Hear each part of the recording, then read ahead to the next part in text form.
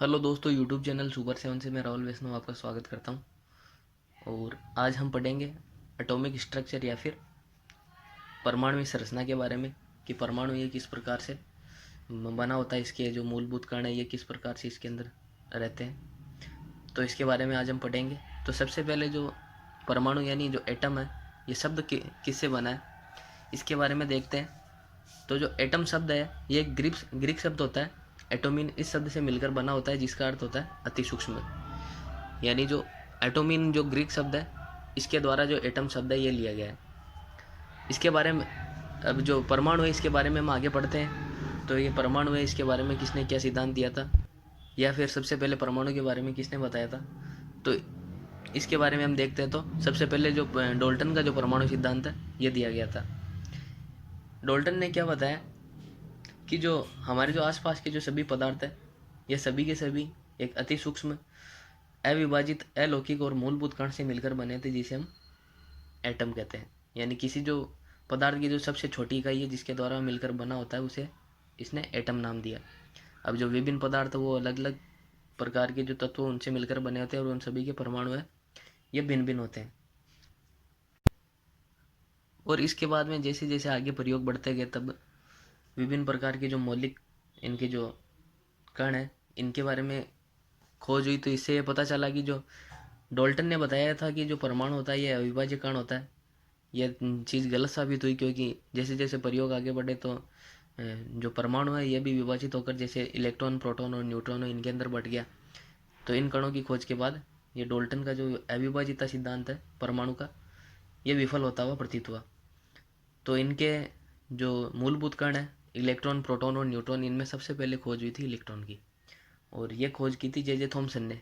तो इन्होंने क्या किया, एक प्रयोग किया था जो निर्वात नलिका का जो एक प्रयोग था उसके अंदर इन्होंने इसकी इलेक्ट्रॉन की खोज की। इन्होंने क्या किया कि एक निर्वात ट्यूब ली, यानी जिसके अंदर जो ये ट्यूब है इसके अंदर वैक्यूम होता है, और इस जो नलिका है इसके अंदर हाई वोल्टेज और लो प्रेशर रखा जाता है। जब इसको हम विद्युत परिपथ से जोड़ते हैं तो क्या होता है कि जो कैथोड है इसका ऋणावेशी सिरा और एनोड है इसका धनावेशी सिरा, इसके बीच में एक कणों की ये किरणें प्राप्त होती है जो कि कैथोड से एनोड की ओर गमन करती है। जो इस प्रकार से ये किरण पुंज प्राप्त होता है इसे इन्होंने कैथोड किरण नाम दिया। और जो ये कैथोड किरण होती है ये जिन ऋणावेशित कणों से मिलकर बनी होती है उन्हें इन्होंने इलेक्ट्रॉन नाम दे दिया। यानी जो कैथोड किरणें होती है ये ऋणावेशित किरणें होती है, और जो जिन ऋणावेशित कणों द्वारा मिलकर बनी होती है उसे हम इलेक्ट्रॉन कहते हैं। और जो ये ऋणावेशित कण है इलेक्ट्रॉन इनका जो आवेश होता है ये होता है -1.6 इंटू 10⁻⁻19 गुलाम। और जो इनका द्रव्यमान होता है ये 9.1 इंटू 10⁻31 kg होता है, यानी अति सूक्ष्म द्रव्यमान होता है। और इसी के बाद में जो मूलभूत कण है प्रोटॉन उसकी खोज हुई थी। तो प्रोटॉन है, प्रोटॉन की खोज वैसे देखे तो गोल्डस्टीन ने इसी प्रयोग द्वारा की थी। बाद में ये प्रयोग उन्होंने आगे बढ़ाया तो उन्होंने देखा कि जो एनोड है एनोड से जो कैथोड है इसके बीच में भी कुछ कण है जो गतिमान करते हैं, जो जिनकी दिशा कैसी होती है एनोड से कैथोड की ओर, यानी धनात्मक सिरे से ऋणात्मक सिरे की ओर कुछ इन्हें कण गति करते हुए ये प्रतीत हुए। तो इस प्रकार से जो धनावेशित कणों की जो किरण होती है वो उसको इन्होंने कैनाल किरण नाम दे दिया। क्या नाम दिया? कैनाल किरण। और जो ये कैनाल किरण होती है ये धनावेशित होती है, और जिन धनावेशित कणों से मिलकर बनी होती है वो प्रोटॉन होते हैं। लेकिन अभी इन्होंने इसको धनावेशित कण ही नाम दिया था, प्रोटॉन नाम नहीं दिया था। प्रोटॉन नाम तब दिया गया जब रदरफोर्ड ने जो ये स्वर्ण पत्रिका जो ये प्रैक्टिकल किया था, जो सोने की पन्नी पर जो अल्फा किरणों का प्रकीर्णन से जो प्रयोग किया उसके द्वारा जब इनको पता चला कि परमाणु के अंदर एक धनावेशित भाग होता है तो उस धनावेशित भाग को इन्होंने प्रोटॉन नाम दे दिया। तो प्रोटॉन नाम देने वाले थे रदरफोर्ड। और इससे पहले जो कैनाल किरण का जो ये प्रैक्टिकल हुआ था इसके द्वारा प्रोटॉन की खोज वैसे तो गोल्डस्टीन ने कर ली। यानी जो ये धनावेशित किरणें हैं कैनाल किरणें इनके बारे में सबसे पहले बताया गोल्डस्टीन ने, और बाद में ये जो प्रोटॉन नाम है ये रदरफोर्ड ने दिया था। और जब प्रोटॉन का जो आवेश है इसकी गणना हुई तो प्रोटॉन का जो आवेश मिला ये था 1.6 इंटू 10⁻⁻19 कूलाम। यानी कि परिमाण के अंदर देखें तो जो इलेक्ट्रॉन का जो आवेश होता है उसी के समान प्रोटॉन का आवेश होता है, लेकिन प्रकृति एक दूसरे के विपरीत होती है। यानी कि जो इसका जो परिमाण है ये तो इसके समान, जबकि प्रकृति विपरीत। और जब द्रव्यमान ज्ञात हुआ प्रोटॉन का तो ये निम्न प्रकार से था 1.673 इंटू 10⁻27 kg। और जैसे जैसे परमाणु से रचना का और आगे पता चलता गया तो जेम्स चैडविक नाम के वैज्ञानिक थे, इन्होंने एक और जो आवेश रहित जो कण था इसकी खोज की थी। यानी जो आवेश रहित जो कण है न्यूट्रॉन, इसकी खोज सबसे पहले इसके बारे में बताया था जेम्स चैडविक ने। यानी जो परमाणु का जो नाभिक होता है उसके अंदर प्रोटॉन के साथ साथ एक न्यूट्रॉन नाम का एक और परमाणु कण होता है जिस पर आवेश 0 और इसका द्रव्यमान होता है 1.675 इंटू 10⁻⁻27 kg। यानी कि टोटल 3 जो मूलभूत कण है ये परमाणु के अंदर विद्यमान रहते हैं, प्रोटॉन, न्यूट्रॉन और इलेक्ट्रॉन। अगर इनके अंदर हम भार के हिसाब से देखें तो सबसे भारी कौन सा होता है तो वो है न्यूट्रॉन। यानी कि जो इनके अंदर जो सबसे हल्का है वो है इलेक्ट्रॉन, 9.1 इंटू 10⁻31 kg। यानी कि जो परमाणु का भार होता है वो प्रोटॉन और न्यूट्रॉन से मिलकर बना होता है। जो इलेक्ट्रॉन है इनको नगण्य मान लिया जाता है। तो अगर हम इनकी प्रोटॉन और न्यूट्रॉन की तुलना करें तो लगभग समान होते हैं, लेकिन अगर वास्तव में देखें तो कुछ हद तक वजन है इसका, या सॉरी द्रव्यमान है ये न्यूट्रॉन का प्रोटॉन की तुलना में थोड़ा ज़्यादा होता है। यानी 1.675 इंटू 10⁻27 kg, जो कि कुछ ज़्यादा है प्रोटॉन के द्रव्यमान से। और अगर हम परमाणु पर टोटल आवेश की गणना करें तो वो अगर हम देखें तो न्यूट्रॉन का 0, प्रोटॉन और इलेक्ट्रॉन इन दोनों का समान आवेश होता है, जबकि प्रकृति विपरीत होती है। यानी अगर हम संपूर्ण परमाणु का जब आवेश देखते हैं तो proton plus neutron plus electron का जो आवेश होता है ये परमाणु के आवेश के बराबर होता है। तो इनका जो परमाणु का जो टोटल होता है आवेश ये 0 होगा, क्योंकि न्यूट्रॉन का 0, प्रोटॉन और इलेक्ट्रॉन का समान आवेश, जबकि प्रकृति विपरीत। अतः जो टोटल जो परमाणु का जो चार्ज होगा ये 0 होगा। और जो अब जब हम परमाणु भार की गणना करते हैं तो वो प्रोटॉन और न्यूट्रॉन का जो द्रव्यमान होता है उसको जोड़ते हैं, इलेक्ट्रॉन के द्रव्यमान को नहीं जोड़ते क्योंकि इसको नगण्य मान लिया जाता है। ये जो इलेक्ट्रॉन है इसका द्रव्यमान इनकी तुलना में बहुत कम होता है, नगण्य होता है। इसलिए जो परमाणु का जो भार है उसके अंदर हम प्रोटॉन और न्यूट्रॉन इनकी संख्या को देखते हैं। और अगर हम परमाणु के अंदर एक ऐसा इन तीनों मूलभूत कणों में अगर एक ऐसा मूलभूत कण देखें जो द्रव्यमान और आवेश दोनों में भाग लेता है तो वह है प्रोटॉन। क्योंकि जो इलेक्ट्रॉन है ये इसके आवेश में तो भाग लेता है, लेकिन जो द्रव्यमान होता है ये नगण्य होता है। जबकि न्यूट्रॉन का देखें तो न्यूट्रॉन आवेश में भाग नहीं लेता है, जबकि इसका द्रव्यमान होता है। जबकि प्रोटॉन है इसका द्रव्यमान भी होता है और आवेश भी होता है। अतः ऐसा मूलभूत कण जो आवेश और द्रव्यमान दोनों के अंदर भाग ले तो वह है प्रोटॉन। अब हम देखते हैं कि किस प्रकार से जो तत्व है उनका निरूपण किया जाता है। तो उनमें सबसे पहले हम देखते हैं, जैसे यहाँ पर लिखा हुआ सोडियम, तो सोडियम को हम 11Na23 से, क्लोरीन उसको 17Cl35 से, और जो कैल्शियम है उसको हम 20Ca40 से प्रदर्शित करते हैं।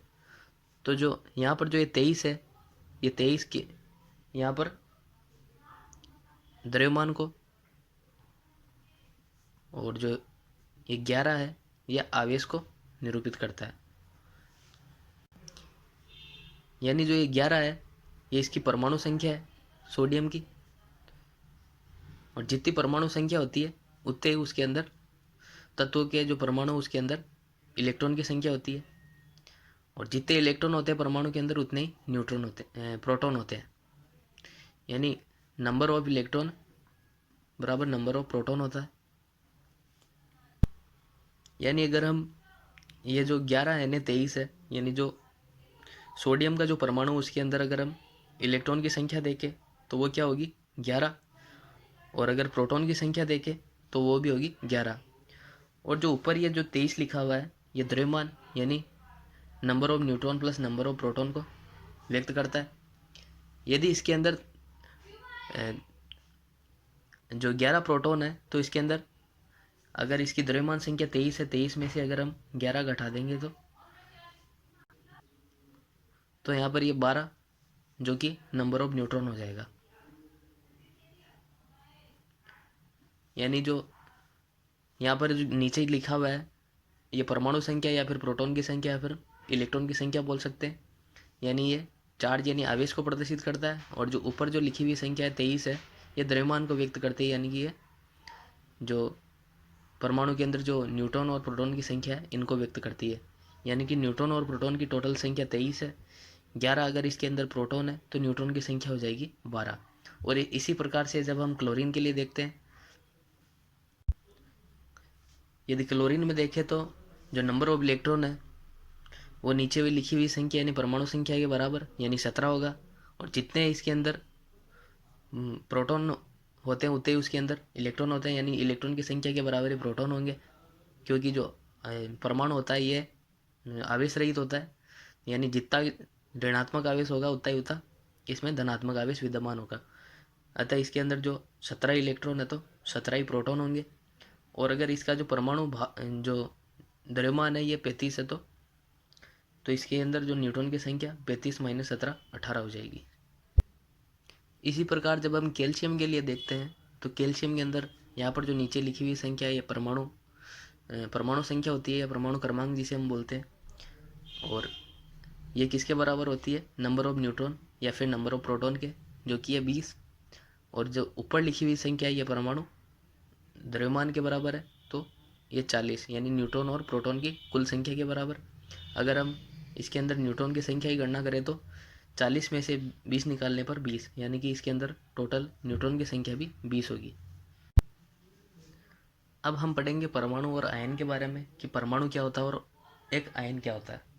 तो परमाणु होता है उसके अंदर जो नंबर ऑफ इलेक्ट्रॉन है और नंबर ऑफ जो प्रोटॉन होते हैं ये बराबर होते हैं, यानी जो इलेक्ट्रॉन की संख्या और जो प्रोटॉन की संख्या है ये बराबर होगी।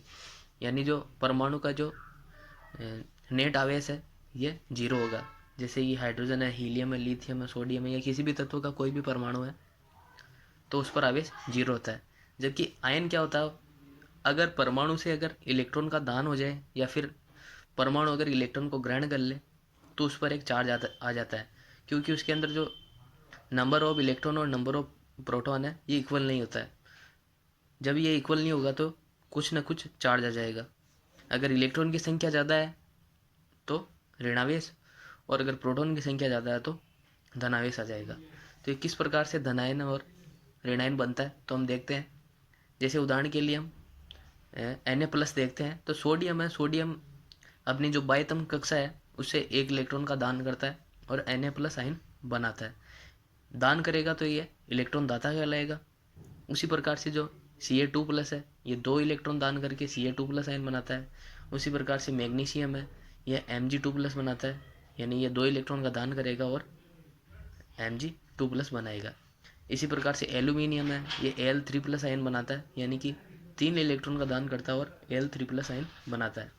उसी प्रकार से ऋणायन है, तो ऋणायन किस प्रकार से बनते हैं, इन्हें हम इलेक्ट्रॉन ग्राही कहते हैं। इलेक्ट्रॉन ग्राही क्यों कहते हैं, क्योंकि ये इलेक्ट्रॉन को ग्रहण करते हैं। ग्रहण करेंगे तो इन पर इलेक्ट्रॉन की संख्या में वृद्धि हो जाएगी, तो प्रोटॉन की तुलना में इलेक्ट्रॉन की संख्या में वृद्धि होने से ये ऋणावेशित हो जाएंगे।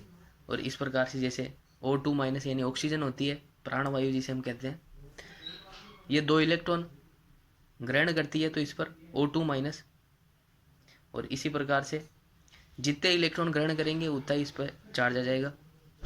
इसी प्रकार से क्लोरीन है ये इलेक्ट्रॉन ग्रहण करता है और Cl-, और इसी प्रकार से जो फ्लोरीन है ये 1 इलेक्ट्रॉन ग्रहण करता है और F- आयन बनाता है।